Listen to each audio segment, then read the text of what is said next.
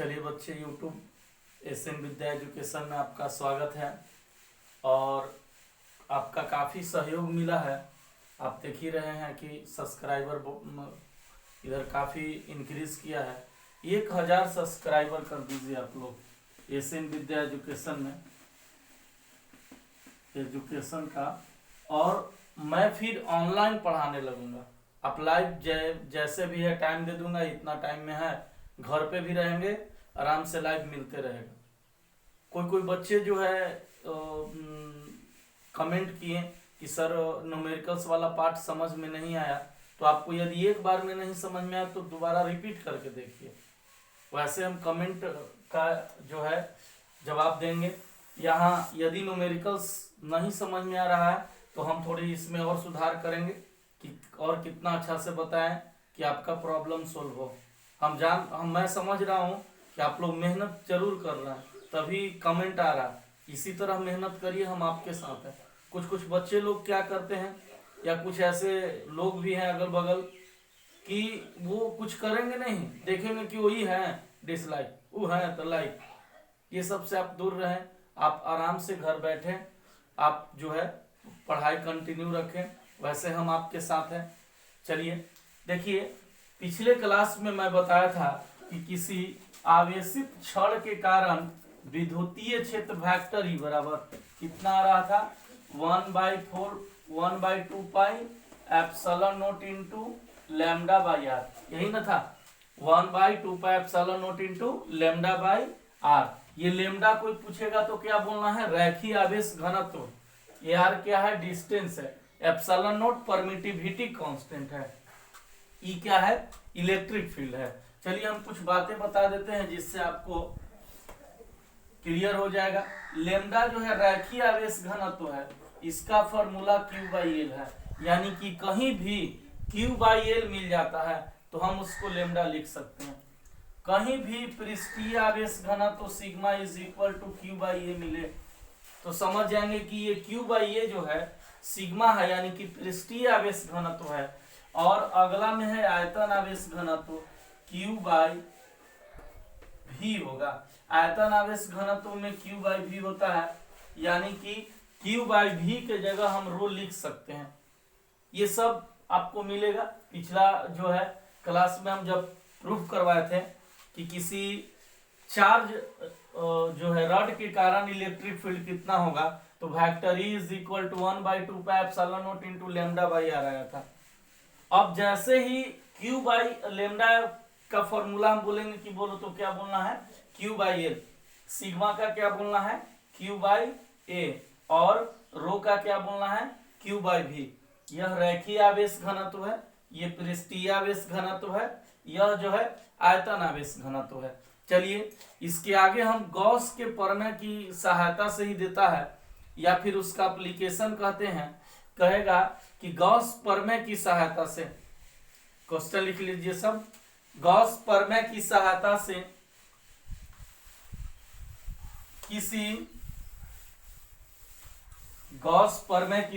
से किसी आवेशित खोखले गोले के कारण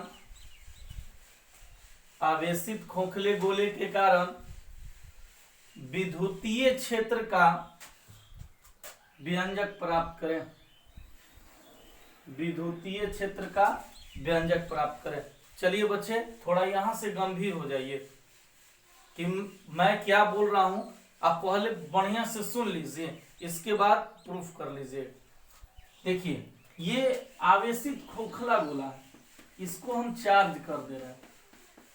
इसको जैसे ही चार्ज करते हैं तो जो चार्ज है वो खोखले गोले के सतह पर रहता है, पृष्ठ पर रहता है, और ये खोखले गोले के पृष्ठ पर चला जाता है। यानी कि हमारा जो है 3 पार्ट इसमें होगा। पहला तो है खोखले गोले के बाहर, 3 पॉइंट हो सकता है। पहला में कोई कहेगा कि आवेशित खोखले गोले के बाहरी बिंदु पर कितना इलेक्ट्रिक फील्ड होगा, एक बाहर पॉइंट हो गया। दूसरा सतह पर, और तीसरा अंदर। यानी कि इसका 3 पॉइंट पॉसिबल है।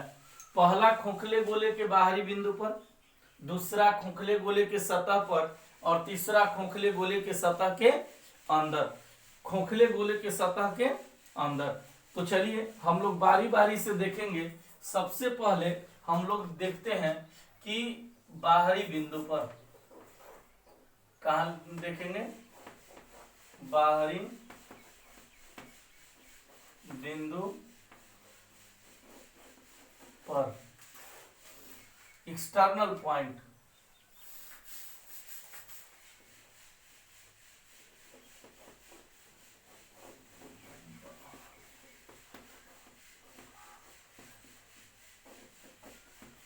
बाहरी बिंदु पर यानी कि आउटसाइड ऑफ स्फीयर। यहां मान लीजिए कि कोई पॉइंट यहां है P, यहां इलेक्ट्रिक फील्ड निकालना है। तो क्या करते हैं कि गॉस लॉ लगाने के लिए, याद है क्या करते हैं, काल्पनिक गॉसियन सतह की कल्पना करते हैं। तो हम क्या करते हैं, काल्पनिक गॉसियन सतह की कल्पना करते हैं। देखिए काल्पनिक गॉसियन सतह की कल्पना करते हैं और यहाँ इलेक्ट्रिक फील्ड निकालना है। तो यहां से हम यहां तक की डिस्टेंस को कैपिटल R मान लेते हैं। ये पॉइंट P है तो इलेक्ट्रिक फील्ड का डायरेक्शन आउटवर्ड होगा और एरिया वेक्टर का भी डायरेक्शन किधर होगा, आउटवर्ड डायरेक्शन में होगा। दोनों एक ही डायरेक्शन में होंगे। अब देखिए इसमें क्या करते हैं, सबसे पहले ये गोले के कहा कह रहा है सोचते हैं, बाहरी बिंदु पर। तो बाहरी बिंदु पर हम डिस्टेंस R मान के काल्पनिक गॉसियन पृष्ठ की कल्पना करते हैं। इसके बाद इलेक्ट्रिक फील्ड का डायरेक्शन देखते हैं। तो बताइए पॉजिटिव चार्ज के कारण आउटवर्ड होगा और एरिया वेक्टर का डायरेक्शन भी कहाँ होगा, बाहर की ओर। एरिया वेक्टर का डायरेक्शन भी क्या होगा, बाहर की ओर। मैं बोला हूं कि गॉस प्रमेय की सहायता से जैसे ही कहता है तो आप सबसे पहले लिखिएगा कि इलेक्ट्रिक फ्लक्स के परिभाषा से, इलेक्ट्रिक फ्लक्स के परिभाषा से, definition of electric flux, phi is equal to क्या होगा, E D S cos theta. अब बोलो ई और डी एस के बीच कितना डिग्री का एंगल बन रहा है। तो देखिए यदि दो लाइन एक ही तरफ हो, दो लाइन एक ही तरफ हो तो इन दोनों के बीच 0 डिग्री का एंगल बनता है, 0 डिग्री का कोण बनता है। तो phi is equal to E D S cos 0। तो फाई बराबर क्या आएगा, ई डी एस होगा, ई डी एस आएगा। यानी कि हमारा ये इक्वेशन फर्स्ट हो गया। हम पिछले वीडियो में भी ऐसे किए थे। अब इसके बाद लिखेंगे कि गॉस के प्रमेय से, गॉस के प्रमेय से फाई इज इक्वल टू क्या आएगा, Q by epsilon naught. Phi is equal to Q by epsilon naught. ये इक्वेशन सेकेंड आया। अब हम लोग क्या करते हैं कि phi is equal to E D S है और phi is equal to Q by epsilon naught है। तो हम चलते हैं कि समीकरण फर्स्ट तथा सेकेंड से, समीकरण फर्स्ट तथा सेकेंड से E D S is equal to Q by epsilon naught, नीचे दिखाई दे रहा है। अब E इज इक्वल टू क्या आएगा, Q by D S into epsilon not. यहां तक आ गया। यानी कि हम दोनों को इक्वल किए। निकालना क्या था, इलेक्ट्रिक फील्ड। निकालना क्या था, इलेक्ट्रिक फील्ड। तो electric field vector E is equal to Q by D S epsilon not. अब यहां लिखेंगे कि किसी गोले का क्षेत्रफल, गोले का क्षेत्रफल, किसी गोले का क्षेत्रफल vector E is equal to Q, नहीं सॉरी, किसी गोले का क्षेत्रफल ds। अब बताइए ये क्या दिखाई दे रहा है आपको, एक स्फीयर दिखाई दे रहा है। अब ds बराबर क्या आएगा, 4 pi capital R square, capital R square, क्योंकि हम बड़े गोले का एरिया निकाल रहे हैं। क्यों? क्योंकि हमको बाहरी पॉइंट पर चाहिए। यदि सरफेस पर चाहता तो कुछ और करते, यहां से यहां तक के एरिया को पुट करते, लेकिन हमको बाहरी पॉइंट के स्फीयर का या फिर उस गोले का निकालना है एरिया। तो ds बराबर क्या आएगा, 4 पाई आर स्क्वायर। अब vector E is equal to Q by 4 pi, Q by 4 pi R square into epsilon naught. क्यों? क्योंकि ई बराबर है क्यू बाई ds, तो ds के जगह 4 पाई आर स्क्वायर लिखें, एप्सिलॉन नोट है तो एप्सिलॉन नोट लिखें, यानी कि vector E is equal to 1 by 4 pi epsilon naught into Q by R square. यही आया। बाहरी पॉइंट पर कोई कहेगा कि बताइए किसी आवेशित खोखले गोले के बाहरी पॉइंट पर विद्युतीय क्षेत्र क्या होगा, तो वेक्टर ई बराबर 1 by 4 pi epsilon naught into Q by R square. यही हमारे पास रिजल्ट आया। अब सबसे पहले बच्चे, अब जो क्वेश्चन लिखे थे वहां बगल में आप फिगर बना लेंगे और बनाने के बाद माना की लिखिए, है ना, वीडियो रोक के बना लेंगे आप फिगर, माना की लिख लीजिए। लिखिए माना कि किसी आवेशित खोखले गोले की त्रिज्या, आवेशित खोखले गोले की त्रिज्या स्मॉल आर है, और जब इस पर क्यू आवेश दिया जाता है, और जब इस पर क्यू आवेश दिया जाता है तो इसका पृष्ठीय आवेश घनत्व तो सिग्मा हो जाता है, तो इसका पृष्ठीय आवेश घनत्व तो सिग्मा हो जाता है, सिग्मा हो जाता है। इसके बाहरी बिंदु P पर विद्युतीय क्षेत्र के मान ज्ञात करने के लिए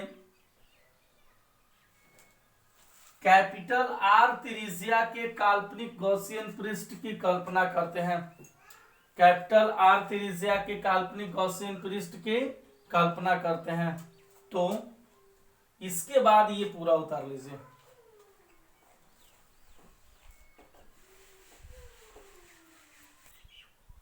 चलिए देखिए, हम पिछले वीडियो में देख लिए कि बाहरी पॉइंट पर रहेगा तो कैसे निकालेंगे।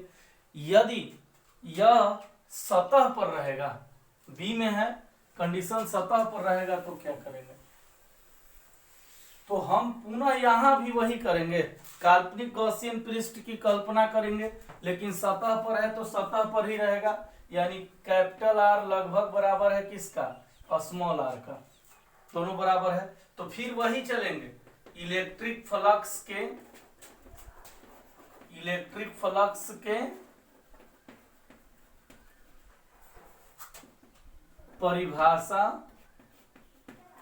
परिभाषा से phi is equal to E ds cos theta, theta बराबर, देखिए थीटा कैसे निकालेंगे, फिर इलेक्ट्रिक फील्ड का डायरेक्शन कितना होगा, किधर होगा, आउटवर्ड डायरेक्शन में। इसके बाद एरिया वेक्टर का भी डायरेक्शन उसी डायरेक्शन में होगा, यानी जिधर इलेक्ट्रिक फील्ड है, जैसे देखिए ये पॉजिटिव चार्ज है तो आउटवर्ड डायरेक्शन हुआ, और जैसे ही हमको किसी भी सरफेस का एरिया वेक्टर निकालना रहता है, हम अपने राइट हैंड को कर्ल करते हैं, तो कर्ल किए ऐसे गया, यहाँ कर्ल करते तो इधर जाता, इधर जाता। यदि हम यहाँ भी लेते हैं तो इलेक्ट्रिक फील्ड आउटवर्ड डायरेक्शन, और कर्ल करते तो ds वेक्टर कहाँ आता, नीचे ही। इसीलिए हमेशा E और ds के बीच 0 डिग्री का एंगल बनेगा, 0 डिग्री का कोण बनेगा, तो phi is equal to E ds cos 0, तो फाई इज इक्वल टू आया ई ds, ये इक्वेशन क्या फर्स्ट। फिर इसके बाद गॉस के प्रमेय से गॉस के प्रमेय से देखेंगे, phi is equal to Q by epsilon naught, ये इक्वेशन सेकेंड। तो अब लिखेंगे समीकरण फर्स्ट तथा सेकेंड से, समीकरण फर्स्ट तथा सेकेंड से देखेंगे। अब E D S is equal to Q by क्या आएगा, एप्सिलॉन नॉट। अब E vector is equal to Q by क्या आएगा, D S into epsilon not. अब देखो बच्चे यहां थोड़ा चेंज होता है, vector E is equal to Q by epsilon nought. तो पहली बात तो है कि हम sigma is equal to Q by A जानते हैं, तो यानी कि यहाँ ए नहीं है तो sigma is equal to Q by D S लिखेंगे, यानी vector E is equal to sigma by क्या आएगा, एप्सिलॉन नॉट। या तो इतना आएगा, कहीं कहीं हम इतना न देखकर दूसरा देखते हैं। दूसरा क्या देखते हैं कि या कर लेते हैं, या ds is equal to put करने के लिए बोलता है 4 पाई आर स्क्वायर। ये भी आपको हमेशा ऑब्जेक्टिव में यही मिलेगा कि किसी आवेशित खोखले गोले के सतह पर विद्युतीय क्षेत्र बताइए, तो E is equal to sigma by epsilon naught. कहेगा कि स्पर्श होता है कि लंबवत होता है, ये बिहार बोर्ड पूछ चुका है। तो बोलना कि इलेक्ट्रिक फील्ड ऑलवेज हमेशा सतह के लंबवत होता है, इसीलिए सिग्मा बाय एप्सिलॉन नॉट रहेगा, उसका लंबवत वाला में आंसर डालेंगे। फिर इसके बाद इसके आगे एक और जो है ds का वैल्यू भी तो पुट कर सकते हैं। हमारे पास ds का है, यहाँ ds जान रहे हैं कि 4 पाई स्मॉल आर स्क्वायर होगा, क्योंकि हमको कहाँ कह रहा था, पृष्ठ पर। अब पृष्ठ का रेडियस कितना है, स्मॉल आर। तो vector E is equal to 1 by 4 pi epsilon not into Q by, नहीं एप्सिलॉन नॉट नहीं है, sorry, Q by 4 pi R square into epsilon nought. तो vector E is equal to 1 by 4 pi epsilon not into Q by R square. यही आया कहाँ, सतह पर आया। आप सतह पर यहां उतार लेंगे, हमारा दो कंडीशन क्लियर हो गया।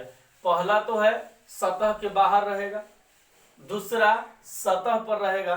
तो यहां कुछ नहीं करना है, सब चीज वही लिखेंगे। सतह पर E is equal to sigma by epsilon naught भी लिख सकते हैं, और यदि R के फॉर्म में रहेगा तो vector E is equal to 1 by 4 pi epsilon not into Q by R square लिखेंगे। चलिए तो इसको आप जल्दी से उतार लीजिए, एक और कंडीशन बचा हुआ है। चलिए देखिए, हम लोग दो कंडीशन देख लिए, खोखले गोले के बाहर, खोखले गोले के सतह पर, और तीसरा कंडीशन है खोखले गोले के अंदर। अब देखिए तीसरा कंडीशन में क्या आता है कि ये वाला पॉइंट कहीं यहां आ गया, यहां पॉइंट P। अब जो है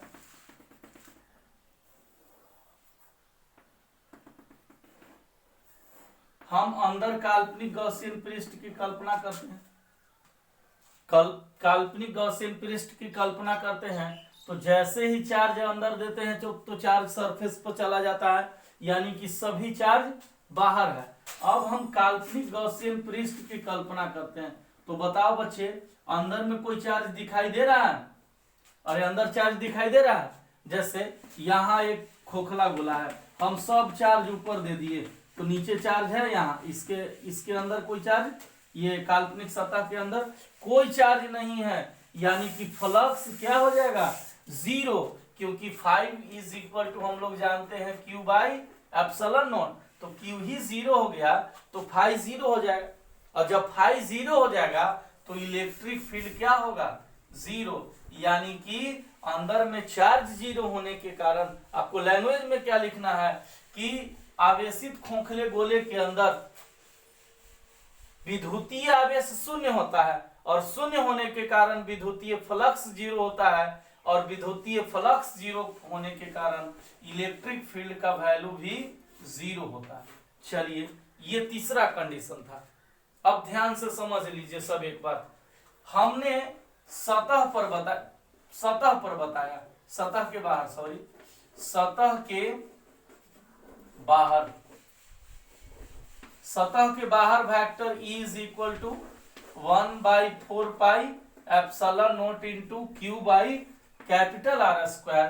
अब मैं दूसरा में बताया सतह पर, सतह पर vector E is equal to sigma by epsilon not या vector E is equal to 1/4 pi epsilon not into Q by small r square. और तीसरा में सतह खोखले गोले के अंदर, तीसरा में है खोखले गोले के अंदर, तीसरा में vector E is equal to क्या आएगा 0। ये तीनों हम कंडीशन बता दिए। पहला गोले के सतह पर 1/4 pi epsilon not into Q by R square, सतह पर E बराबर सिग्मा बाई एप्सिलॉन नॉट या E बराबर 1/4 pi epsilon not into Q by R square, और खोखले गोले के अंदर vector E is equal to 0।